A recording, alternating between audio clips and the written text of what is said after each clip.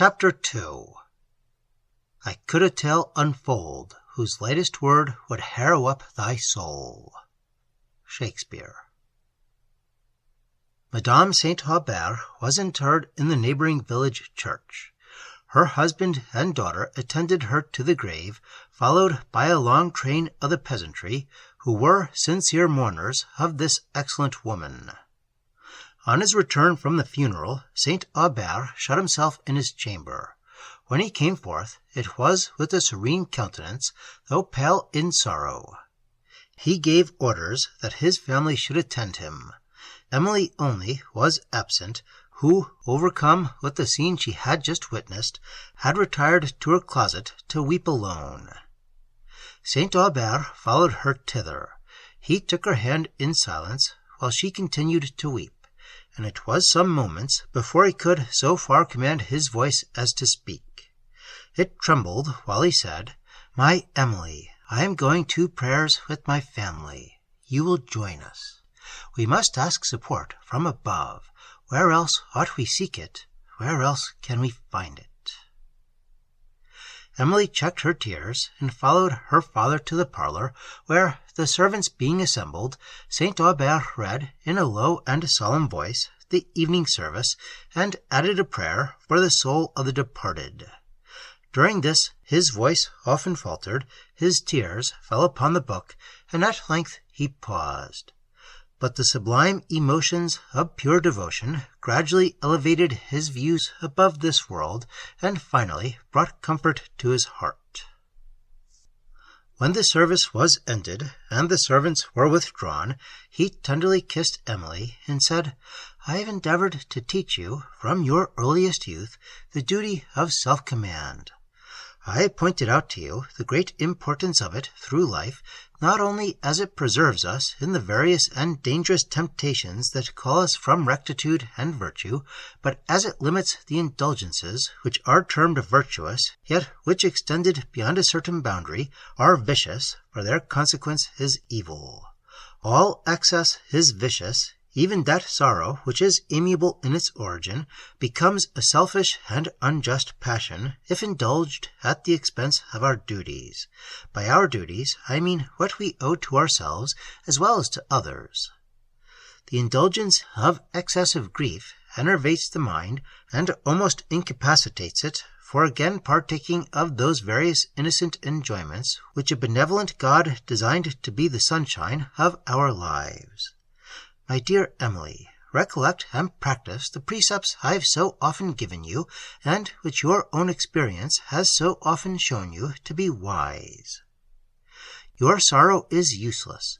Do not receive this as merely a commonplace remark, but let reason, therefore, restrain sorrow. I would not annihilate your feelings, my child. I would only teach you to command them. For whatever may be the evils resulting from a too susceptible heart, nothing can be hoped from an insensible one. That, on the other hand, is all vice, of which the deformity is not softened or the effect consoled for by any semblance or possibility of good. You know my sufferings, and are, therefore, convinced that mine are not the light words which, on these occasions, are so often repeated to destroy even the sources of honest emotion, or which merely display the selfish ostentation of a false philosophy. I will show my Emily that I can practice what I advise. I have said thus much because I cannot bear to see you wasting in useless sorrow for want of that resistance which is due from mind. And I have not said it till now, because there is a period when all reasoning must yield to nature. That is past, and another, when excessive indulgence, having sunk into habit, weighs down the elasticity of the spirits so as to render conquest nearly impossible. This is to come. You, my Emily, will show that you are willing to avoid it." Emily smiled through her tears upon her father. "Dear sir," said she, and her voice trembled. She would have added, "I will show myself worthy of being your daughter," but a mingled emotion of gratitude, affection, and grief overcame her. St. Aubert suffered her to weep without interruption, and then began to talk on common topics. The first person who came to condole with St. Aubert was a Monsieur Barreau, an austere and seemingly unfeeling man. A taste for botany had introduced them to each other, for they had frequently met in their wanderings among the mountains. Monsieur Barreau had retired from the world, and almost from society, to live in a pleasant chateau on the skirts of the woods near La Vallée. He also had been disappointed in his opinion of mankind, but he did not, like St. Aubert, pity and mourn for them. He felt more indignation at their vices than compassion for their weaknesses. St. Aubert was somewhat surprised to see him, for though he had often pressed him to come to the chateau, he had never till now accepted the invitation. And now he came without ceremony or reserve, entering the parlour as an old friend. The claims of misfortune appeared to have softened down all the ruggedness and prejudices of his heart. St. Aubert, unhappy, seemed to be the sole idea that occupied his mind. It was in manners, more than in words, that he appeared to sympathize with his friends. He spoke little on the subject of their grief, but the minute attention he gave them, and the modulated voice and softened look that accompanied it, came from his heart and spoke to theirs. At this melancholy period, St. Aubert was likewise visited by Madame Charron, his only surviving sister, who had been some years a widow, and now resided on her own estate near Toulouse. The intercourse between them had not been very frequent. In her condolements, words were not wanting. She understood not the magic of the look that speaks at once to the soul, or the voice that sinks like balm to the heart. But she assured St. Aubert that she sincerely sympathized with him, praised the virtues of his late wife, and then offered what she considered to be consolation. Emily wept unceasingly while she spoke. St. Aubert was tranquil, listened to what she said in silence, and then turned the discourse upon another subject. At parting, she pressed him and her niece to make her an early visit. "Change of place will amuse you," said she, "and it is wrong to give way to grief." St. Aubert acknowledged the truth of these words, of course, but at the same time felt more reluctant than ever to quit the spot which his past happiness had consecrated. The presence of his wife had sanctified every surrounding scene, and each day, as it gradually softened the acuteness of his suffering, assisted the tender enchantment that bound him to home. But there are calls which must be complied with, and of this kind was the visit he paid to his brother-in-law, Monsieur Quesnel. An affair of an interesting nature made it necessary that he should delay this visit no longer, and, wishing to rouse Emily from her dejection, he took her with him to Éperville. As the carriage entered upon the forest that adjoined his paternal domain, his eyes once more caught between the chestnut avenue the turreted corners of the chateau. He sighed to think of what had passed since he was last there, and that it was now the property of a man who neither revered nor valued it. At length he entered the avenue, whose lofty trees had so often delighted him when a boy, and whose melancholy shade was now so congenial with the tone of his spirits. Every feature of the edifice, distinguished by an air of heavy grandeur, appeared successively between the branches of the trees. The broad turret, the arched gateway that led into the courts, the drawbridge, and the dry fossé which surrounded the whole. The sound of carriage wheels brought a troop of servants to the great gate, where St. Aubert alighted, and from which he led Emily into the Gothic hall, now no longer hung with the arms and ancient banners of the family. These were displaced, and the oak wainscoting and beams that crossed the roof were painted white. The large table, too, that used to stretch along the upper end of the hall, where the master of the mansion loved to display his hospitality, and whence the peal of laughter and the song of conviviality had so often resounded, was now removed. Even the benches that had surrounded the hall were no longer there. The heavy walls were hung with frivolous ornaments, and everything that appeared denoted the false taste and corrupted sentiments of the present owner. St. Aubert followed a gay Parisian servant to a parlour where sat Monsieur and Madame Quesnel, who received him with a stately politeness, and, after a few formal words of condolement, seemed to have forgotten that they ever had a sister. Emily felt tears swell in her eyes, and then resentment checked them. St. Aubert, calm and deliberate, preserved his dignity without assuming importance, and Quesnel was depressed by his presence without exactly knowing wherefore. After some general conversation, St. Aubert requested to speak with him alone, and Emily, being left with Madame Quesnel, soon learned that a large party was invited to dine at the Château, and was compelled to hear that nothing which was past and irremediable ought to prevent the festivity of the present hour. St. Aubert, when he was told that company was expected, felt a mixed emotion of disgust and indignation against the insensibility of Quesnel, which prompted him to return home immediately. But he was informed that Madame Charron had been asked to meet him, and when he looked at Emily, and considered that a time might come when the enmity of her uncle would be prejudicial to her, he determined not to incur himself by conduct which would be resented as indecorous by the very persons who now showed so little sense of decorum. Among the visitors assembled at dinner were 2 Italian gentlemen, of whom one was named Montoni, a distant relation of Madame Quesnel, a man about 40, of an uncommonly handsome person, with features manly and expressive, but whose countenance exhibited, upon the whole, more of the haughtiness of command and the quickness of discernment than of any other character.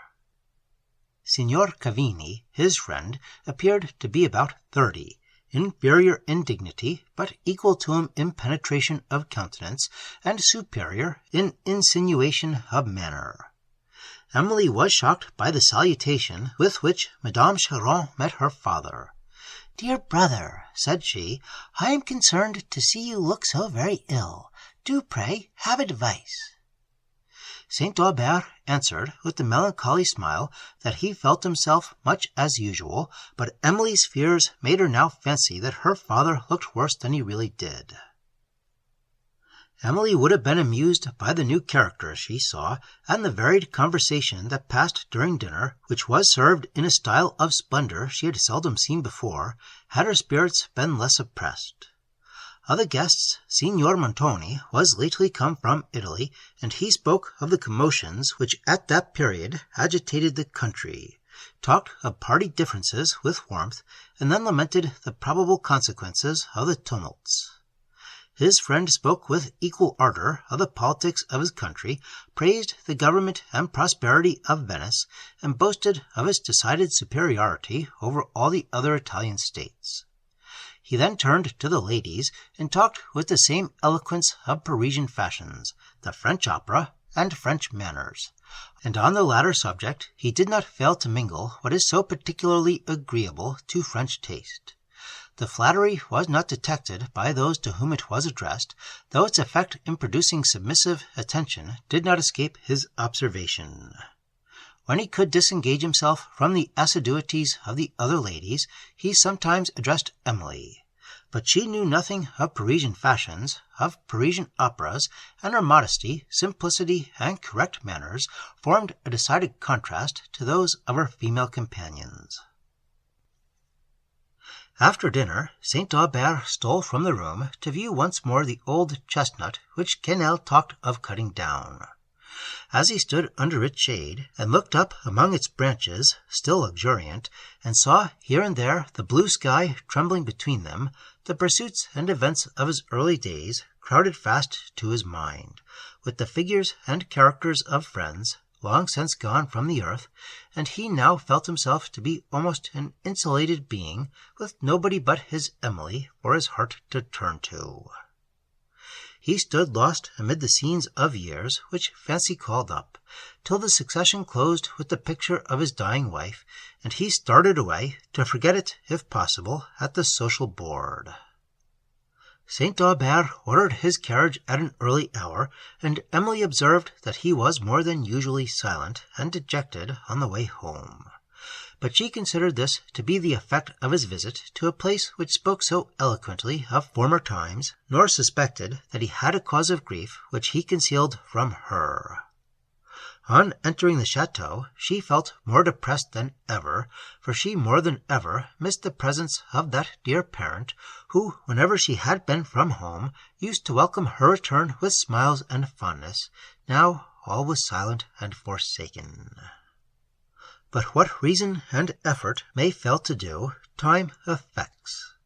Week after week passed away, and each, as it passed, stole something from the harshness of her affliction, till it was mellowed to that tenderness which the feeling heart cherishes as sacred. St. Aubert, on the contrary, visibly declined in health, though Emily, who had been so constantly with him, was almost the last person who observed it. His constitution had never recovered from the late attack of the fever, and the succeeding shock it received from Madame St. Aubert's death had produced its present infirmity. His physician now ordered him to travel, for it was perceptible that sorrow had seized upon his nerves, weakened as they had been by the preceding illness, and variety of scene, it was probable, would, by amusing his mind, restore them to their proper tone.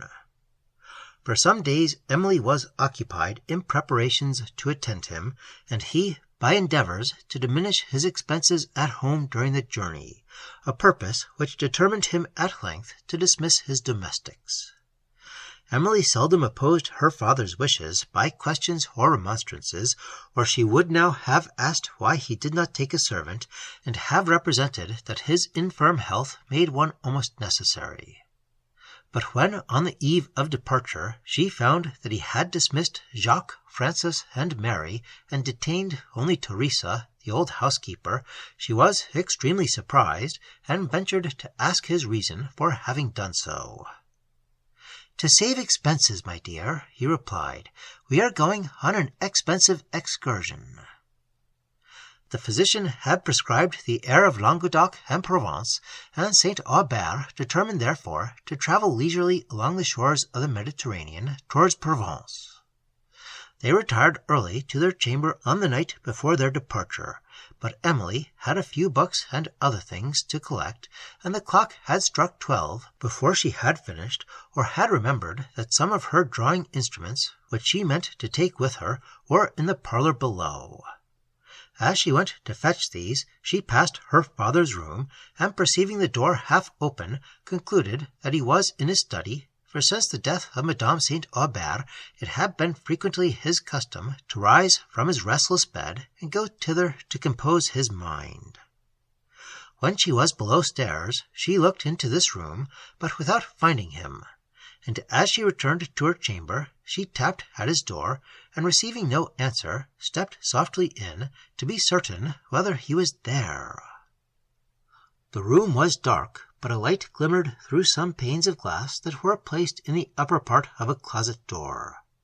Emily believed her father to be in the closet, and surprised that he was up at so late an hour, apprehended he was unwell, and was going to inquire.